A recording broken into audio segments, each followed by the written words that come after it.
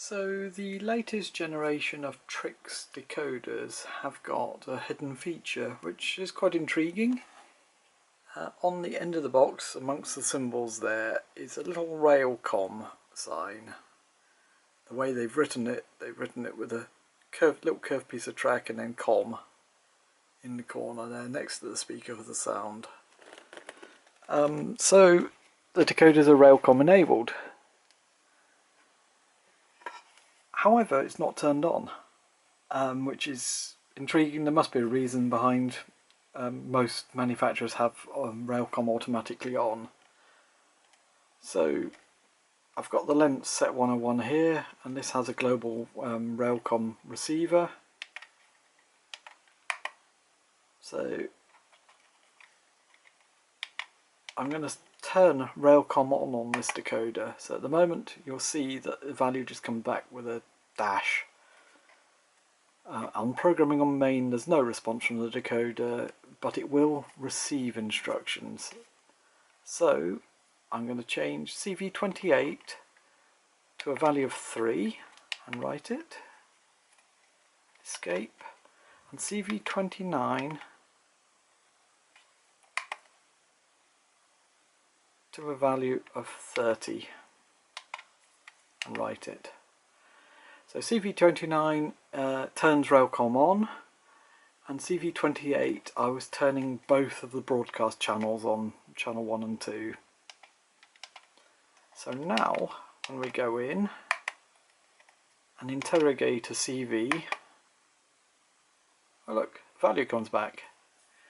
So that's the manufacturer's ID in CV8, so 131 is a Trix chip.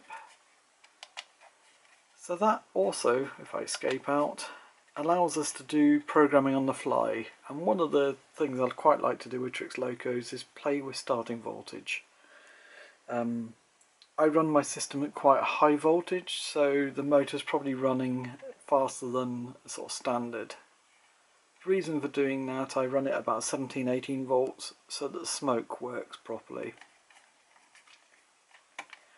So if we go in and look at the sorry, let me get it rolling, that's what I not want to intend to do. So on speed step 1, go in, programming on main, CV2 sets the voltage at speed step 1 and it's set on 5 there. So the manufacturer has a bit of stab of the dark. They've probably set it for 15 volt running. So if I just wind it back, see it's starting to struggle. The torque on the motor's not quite there.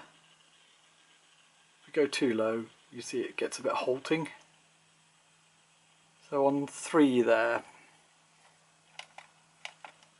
So that's just tuned the starting voltage a bit better for CV for the first speed step.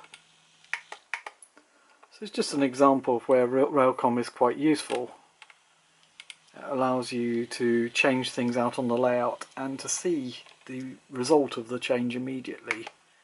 So you don't have to keep transferring back and forth from the programming track. But it's also really handy to be able to see values on there, so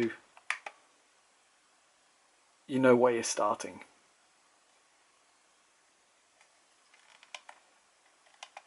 So that's just a quick video on a hidden feature of Trix decoders.